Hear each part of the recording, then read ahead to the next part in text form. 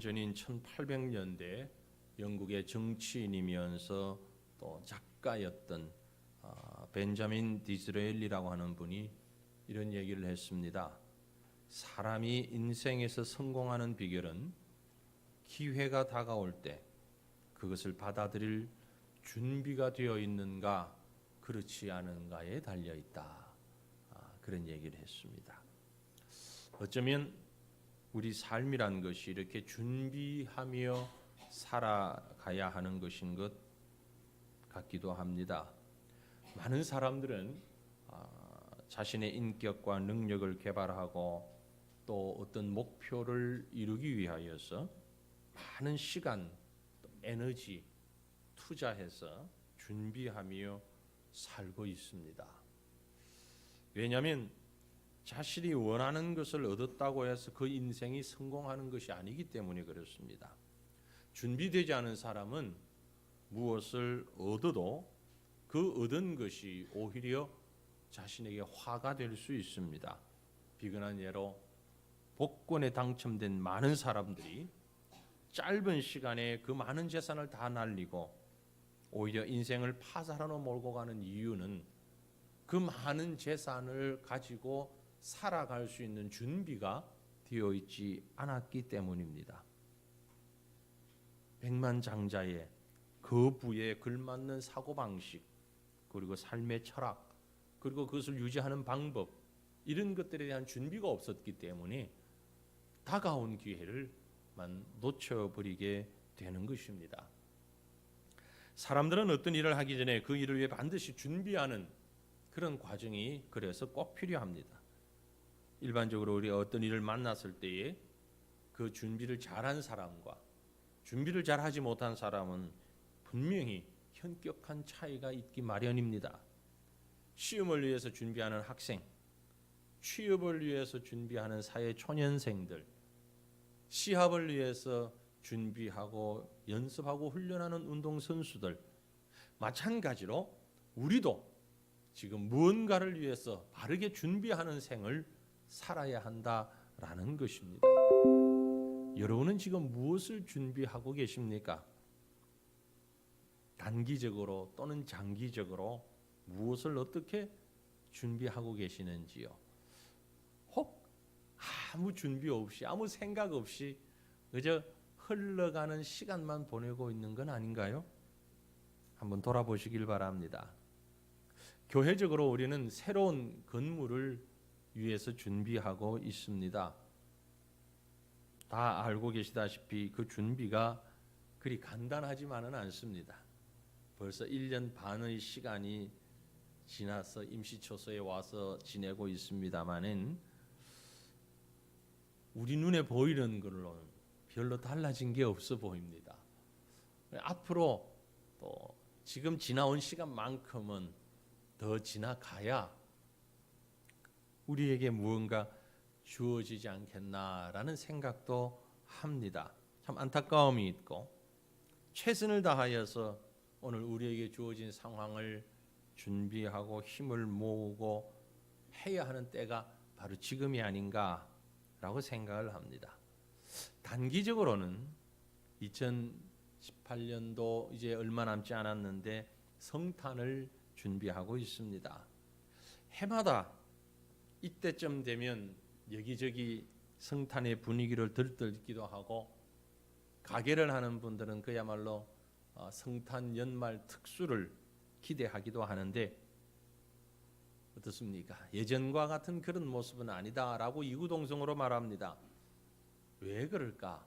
왜 예전과 같은 그런 모습이 아닐까? 여러 가지 이유가 있을 겁니다. 그런데 라디오에 언뜻 그런 얘기를 들은 것 같아요. 성탄의 기쁨과 즐거움이 연말의 특수가 왜 사라지는가? 라디오에 나온 패널들이 이런저런 얘기를 합니다. 그 중에 많이 말하는 것들이 경제적인 이유, 호주머니가 두둑하지 못하다, 정치적인 이유, 정치가 너무 소란하다, 심지어 어떤 분은 그런 얘기를 하더라고요. 거리에 캐롤송이 듣기 어렵다. 캐롤송을 듣기 어렵다. 거리에서. 왜 그런 줄 아십니까? 길거리에서 캐롤송을 듣기 어려운 게 저작권 문제 때문에 그렇습니다. 그걸 허락받지 않고 돈을 내지 않고 이렇게 사용했을 때에 문제가 된다. 그런데 그 말이 사실은 틀렸답니다. 정확히 몰라서 그렇답니다. 15평 이하의 매장에서는 무료로 틀어도 된답니다. 그 크기가 따라서 30평 이상일 때에는 30평에서 100평 그 사이는 연 4천 얼마 정도만 내면 된대요. 저작권이 그렇게 비싸지 않답니다. 그런데 아예 무슨 보도가 잘못됐는지 저작권이 아주 어마어마하게 있을 것처럼, 그리고 아주 규모가 큰 곳이라든지 이런 데는 또 많이 내야 하는 것도 있고. 그런데 제가 그 얘기를 들으면서 아니다, 혼자 얘기했어요. 아니다, 그게 문제가 아니다. 왜 성탄의 분위기가 이렇게 가라앉았냐? 사람들이 말하는 대로 가장 중요한 이유가 있습니다. 제가 볼 때는요, 이 사회가 성탄의 주인공을 예수님이 아닌 다른 것으로 바꾸어 놓았기 때문이다라는 거죠.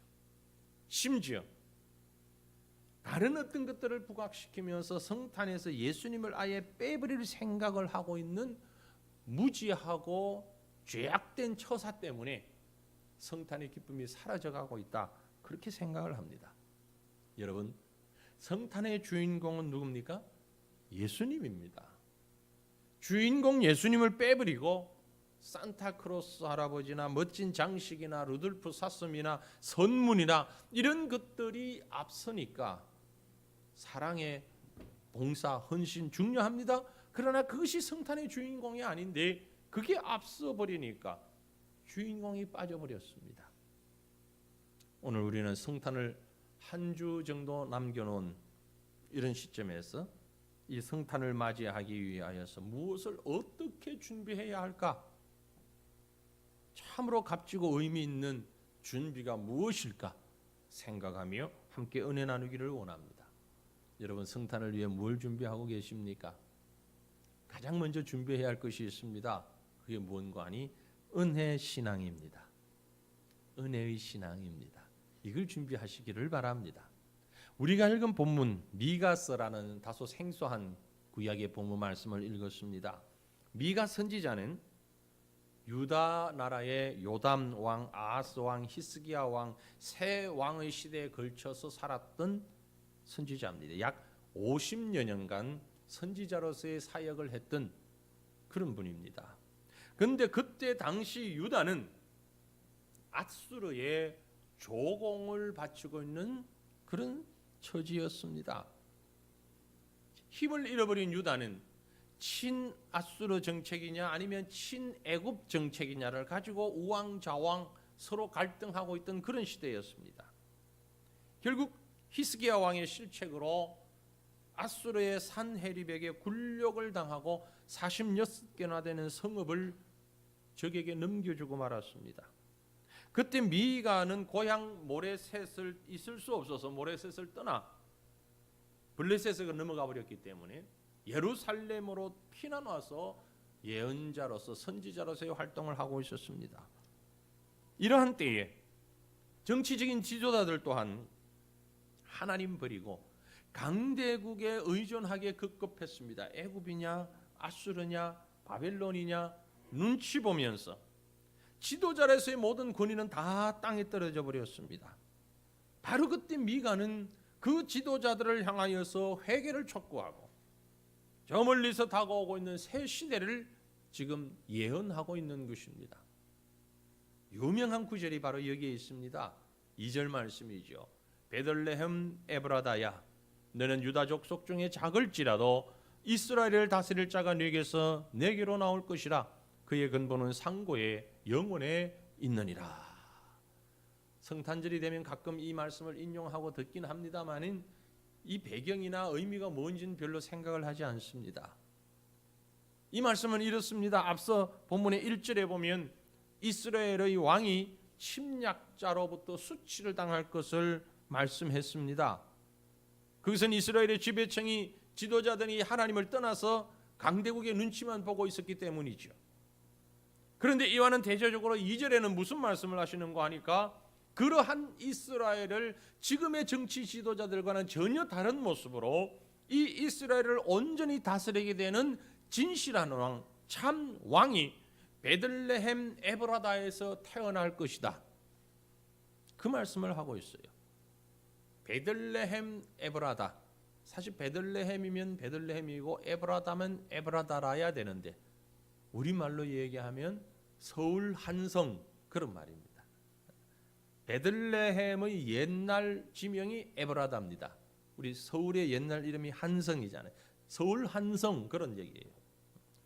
에브라다는 우리가 아는 대로 베들레헴이라는 의미는 떡집이라는 뜻이죠.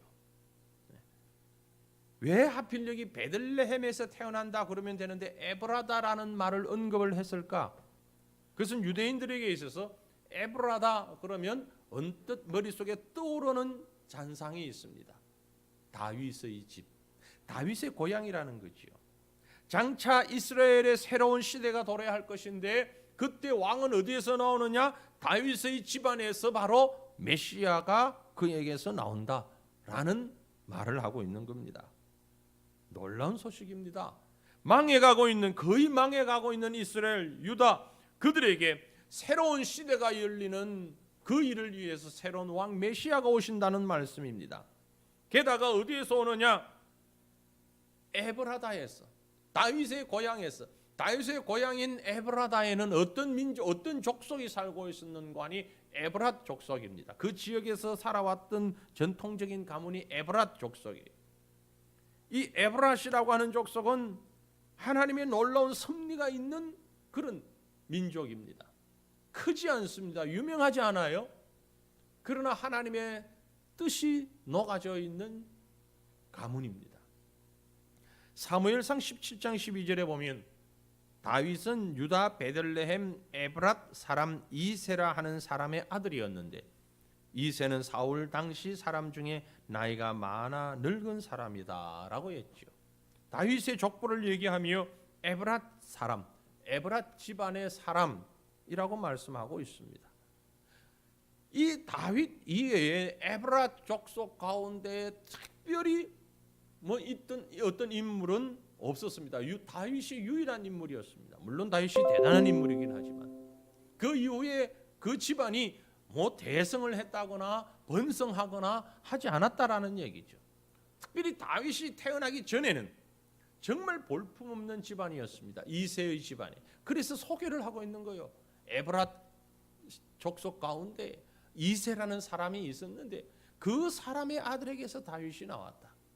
보잘것없는 집안이라는 얘기입니다. 룻기에 보면 나오미의 남편 누굽니까? 엘리멜렉. 그가 바로 에브랏가 사람입니다. 나오미의 남편 엘리멜렉은 참 가장으로서 별 두각을 드러내지 못하고 가족들에게 고통만 줬던 사람 중에 한 사람입니다. 베들레헴에 먹을 게 없어가지고 기근을 피해서 모압으로 이주했던 사람입니다. 그리고 그곳에 가서 자기도 죽고 두 아들도 다 죽고 여인들만 다시 베들레헴으로 돌아오게 되는 그런 가문의 사람이었습니다. 그런데 다행히 이때 돌아온 이방 여인인 룻이 친족인 보아스와의 관계에서 아들을 낳아 겨우 명맥을 유지합니다. 그 아들이 누구냐? 바로 다윗의 혈통을 잇는 이세의 집안이 되는 것입니다. 그러니 다윗이 태어나기 전에 에브랏 쪽은 정말 보잘것없는 뒤지고 뒤져야 족보 한쪽 끝에 조금 이름이 있을 만한 그런 집안이었다라는 겁니다. 그런데 그 집안에 다윗이 탄생했습니다. 이것은 다윗을 강조하기 위한 것이 아니고 바로 그 집안에서 예수 그리스도가 탄생하실 것을 말씀하고 있는 겁니다. 그래서 베들레헴 에브라다야라고 칭송했던 것이죠. 이 세상에 주님이 오신 것은, 이 세상에 예수님이 오신 것은 그 어떤 모습을 봐도, 인간적인 혈통을 봐도 하나님의 은혜가 아니면 할 수 없는 일이었다라는 것을 말씀하고 있습니다. 이 땅에 오신 예수님은 하나님의 놀라운 사랑과 은혜의 표현이고, 그 은혜를 기억하면서 우리의 신앙이 바로 하나님의 은혜로부터 시작되어져야 한다라는 것입니다. 우리가 다 아는 것처럼 다윗의 훌륭함은, 다윗의 위대함은 그 다윗 자신에게서 나온 것도 아닙니다. 에브라 족 가운데 다윗이 출생했지만 다윗이 키가 큰 것도 아니고 외모가 특출난 것도 아니었고 그가 어떤 능력이 대단한 것도 아니었고 다윗은 그저 한 목동에 불과했습니다. 뛰어난 사람이 아니었습니다. 충성스러운 사람도 아니었습니다. 인격이 훌륭하지도 않았습니다. 어땠습니까? 왕이 된 이후에도, 그렇게 해서 하나님이 왕을 만들었는데 왕이 된 이후에도 다윗은 부하인 우리아의 아내를 범하고 그 죄를 은폐하기 위해서 우리아를 죽음으로 몰고 갔던 비열함이 있었습니다. 그 이유는, 또 그 이후에는 아들과 부하들로부터 쿠데타를 배신을 당한 그런 실패의 인생이 바로 다윗의 인생이었습니다. 그런데 하나님은 그 다윗을 이스라엘 역사상 가장 위대한 성군으로 만드셨어요. 그리고 그의 후손 가운데 인류의 구세주이신 예수 그리스도를 이 땅에 보내주셨습니다. 하나님이 왜 다윗을 우리에게 보여주시고 왜 다윗의 가문에 예수 그리스도의 탄생을 예고하고 허락하셨는가? 하나님이 우리에게 주시는 메시지는 이것 하나입니다. 아무 자격 없어, 아무 조건 없어, 아무 능력 없어, 내가 은혜를 베푼 거야. 그걸 지금 말씀하고 계십니다. 그래서 그 가문에 다윗이 나왔고, 그래서 그 가문에 예수 그리스도가 탄생하셨다라는 것입니다. 과거 우리 조상들이 얘기했던 것처럼 우리 집안은 뼈대 있는 집안이고 우리 집안은 뭐 성골 집안이고 그래서 그 집안에서 대단한 인물이 나왔다가 아니라는 거죠. 그래, 따지려면 따져봐. 아무리 따져봐도 별 볼 일 없는 그런 가문이라는 거예요. 사돈의 팔촌까지 따져봐도 별 볼 일 없는 그런 가문, 누가 봐도 대단한 인물이 나올 수 없는 그런 가문임에도 불구하고 그곳에서 다윗이 나왔고 그곳에서 예수님이 오셨다라는 거죠. 이건 뭐냐? 이건 하나님이 우리에게 베푸신 은혜다. 사도 바울이 고백한 것처럼 나의 나 된 것은 하나님의 은혜뿐입니다. 이 메시지를 주고 있는 거예요. 그러므로 사랑하는 성도들이요, 우리가 근본 성탄을 맞이하면서 우리 속에 바로 이런 은혜의 신앙을 회복할 수 있기를 바랍니다. 저를 포함한 우리 모두가 무언가를 가지고 있어서, 뭔가 대단해서, 뭔가가 있어서 하나님이 우리를 선택하시고 이곳에 앉아서 예배드리게 하신 게 전혀 아니라는 거죠. 정말 죄송한 말씀입니다만 우리는 하나님 앞에 내어놓을 수 있을 만한 게 아무것도 없다는 거죠. 눈에 보이는 것뿐만이 아니라 보이지 아니하는 우리의 인격이나 우리의 성품, 그 어떤 것도 하나님을 예배할 만한, 하나님의 자녀라고 일컬을 만한, 하나님이 친히 육신을 입고 이 땅에 오셔서 구원해 주실 만한 가치가 있거나 뭐 대단한 뭔가 아무것도 없다는 거죠. 그럼에도 불구하고 하나님은 우리를 자녀 삼아 주셨고 일꾼 삼아 주셨고 백성 삼아 주신 것입니다. 사랑하는 성도들이요, 성탄은 바로 이것을 회복하는 절기입니다. 이것을 준비하실 수 있기를 바랍니다. 우리 가문도 우리 인생도 하나님의 은혜의 손길에 붙잡히는 것, 이것이 가장 큰 축복임을 믿고 이 은혜의 믿음으로 위대한 가문, 위대한 사람으로 살아가게 하신 하나님을 찬양하고 감사하며 바로 그 신앙을 회복하는 근본 성탄, 우리의 준비가 될 수 있기를 간절히 바랍니다. 그 다음에 우리가 뭘 준비해야 하는가 하니까 우리에게 생명 주시는 구원 신앙을 준비해야만 합니다. 미가 당시에 국가의 운명은 점차 쇠약해져 갔습니다. 북이스라엘은 이미 아수르에게 망했고요, 남유다도 아수르에게 조공을 바치는 사실상 회복 불능한 상태에 빠져 있었습니다. 그래서 그들은 날마다 한숨과 눈물을 지을 뿐입니다. 결국 그러다가 유다마저도 이제 바벨론의 침입으로 멸망당하고 말지요. 파괴돼 버립니다. 성전과 예루살렘 성이 초토화되고 지도자들은 포로로 끌려가고 다시 일어날 수 있는 희망을 다 잃어버렸습니다. 거기다가 그 당시 사람들로서는 이 괴로움이 언제까지 계속될지, 이 고통이 언제까지 계속될지 가늠할 수 없는 그런 괴로움에 빠져들어가고 있었습니다. 바로 그때에 오늘 본문에 보니까 그 고통의 기한이 한계가 있다는 것을 예언합니다. 본문 3절에 봅니다. 그러므로 여인이 해산하기까지 그들을 붙여두시겠고 그 후에는 그의 형제 가운데 남은 자가 이스라엘 자손에게로 돌아오리라.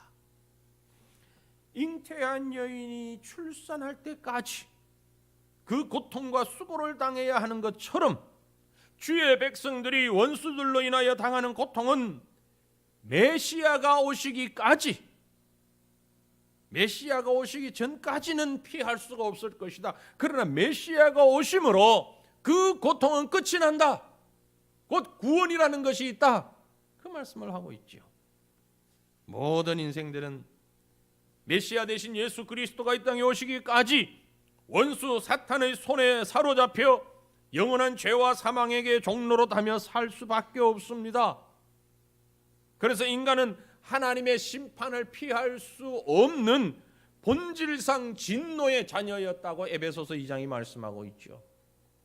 그러나 그러한 죄인들에게 참된 구원과 영생을 얻게 하는 길이 있는데 그것이 바로 이 땅에 오신 예수 그리스도께서 죄인인 우리를 대신하여 십자가를 지셨기 때문입니다.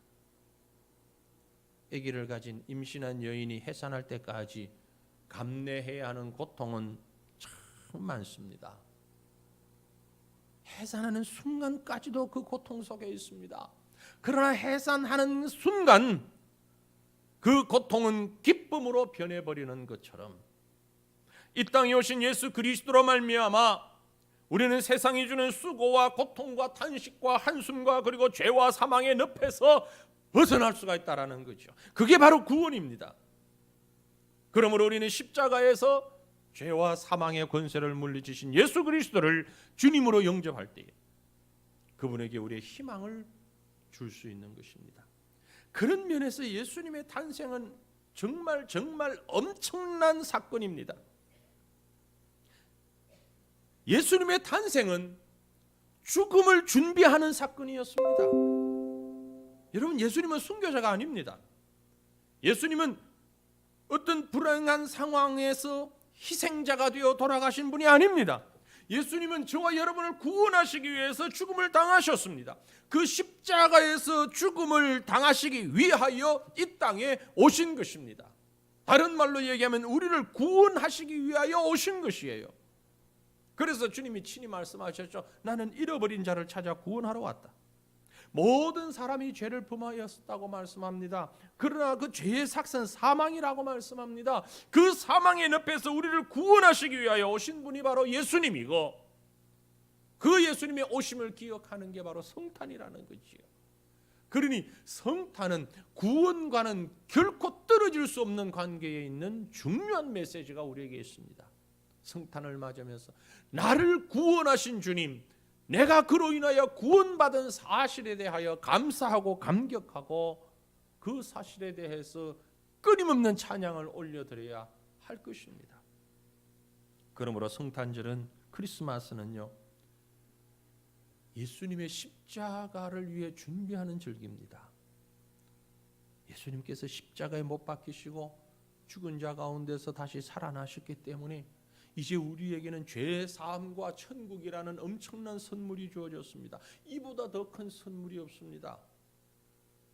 예수 안에서 얻는 선물입니다.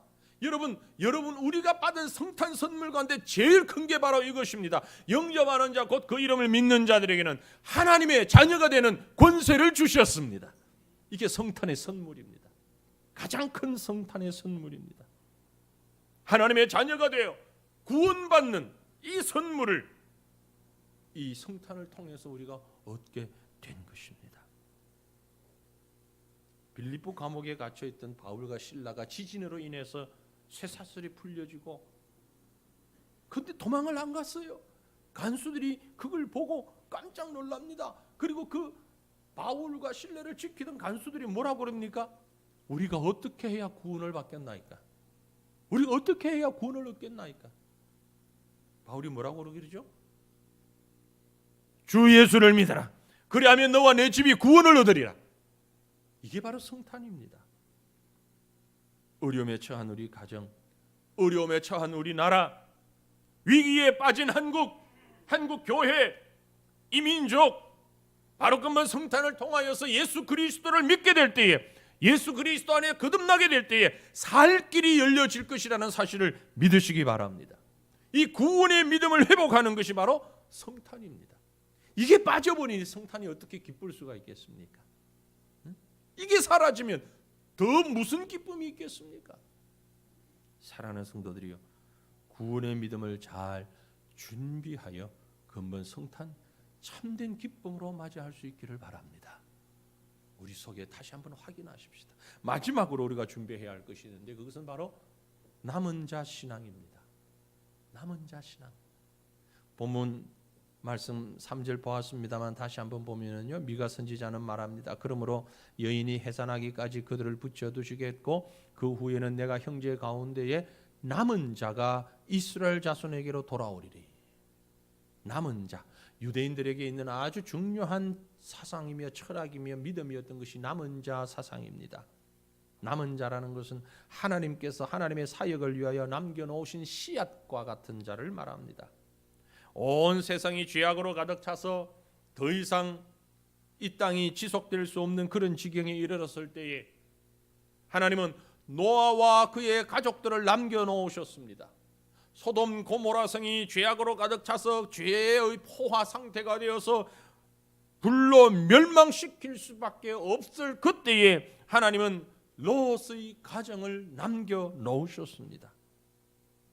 모든 백성들이 바알과 이방신에게 머리 숙이고 범죄했을 때에 하나님은 엘리야를 남겨놓으셨고 바알에게 무릎 꿇지 아니한 7,000명을 남겨놓으셨습니다. 이스라엘이 포로가 되어 잡혀가도 나라가 없어졌을 때에도 하나님은 예루살렘 성전을 재건할 하나님의 백성들을 남겨놓으셨습니다. 오늘 본문에서 메시아가 나신 후에 남은 자들이 모여 이스라엘 자손에게로 돌아올 것이라고 했습니다. 이것은 곧 교회를 이룬다는 말씀입니다. 오늘의 교회는 바로 남은 자들입니다. 그러므로 이 교회는 이 세상에서 하나님이 명령하신 그 사역을 감당해야 하는 남은 자들입니다. 주님의 몸된 교회를 섬기며 하나님의 일을 감당해야 하는 것입니다.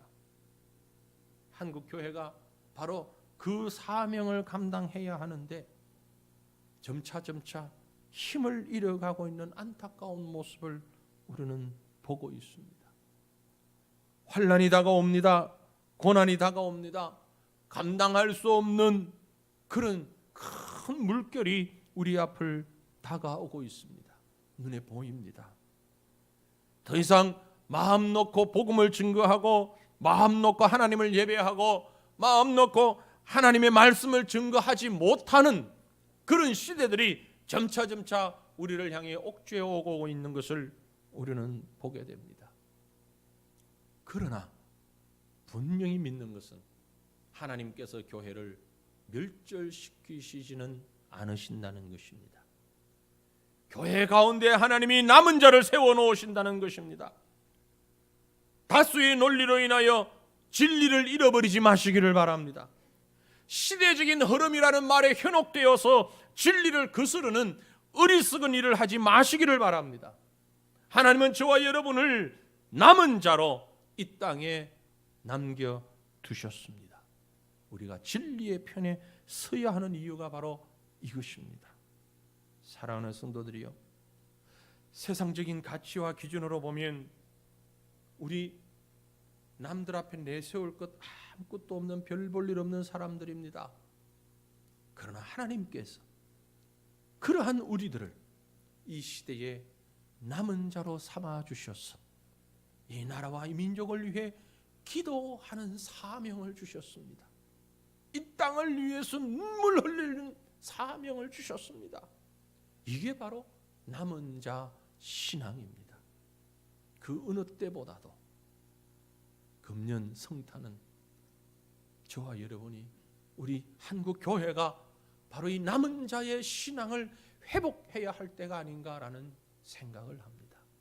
사방에서 우리를 향해서 공격해오고 있는, 우리의 숨통을 조여오고 있는, 법률적으로, 문화적으로, 학문적으로, 정치적으로 별이 별것을 다 통하여서 진리를, 숨통을 죄어오고 있는 이런 상황에 우리가 지금 당면하고 있습니다.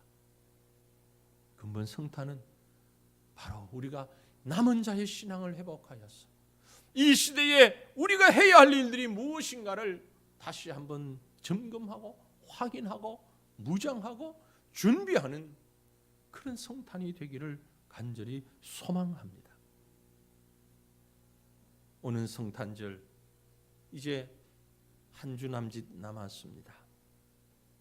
우리가 이 성탄을 은혜의 신앙으로, 구원의 신앙으로, 남은 자의 신앙으로 잘 준비하여서 이 성탄이야말로 살아계신 하나님의 은혜와 그 사랑, 그리고 그 생명의 능력이 드러나는 복된 성탄 맞을 수 있기를 우리 주님의 이름으로 축원합니다. 우리 함께 기도하십시다.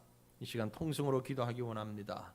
하나님, 주님의 성탄을 앞에 놓고서 우리가 세상적인 준비, 육체적인 준비가 아니라 영적인 준비로 하나님 앞에서 참 신앙을 회복하고 믿음을 회복하는, 그래서 하나님이 기뻐하시는 진정한 성탄을 맞이할 수 있게 하옵소서. 간절한 마음으로 통성으로 하나님 앞에 같이 기도하십시다. 살아계신 하나님,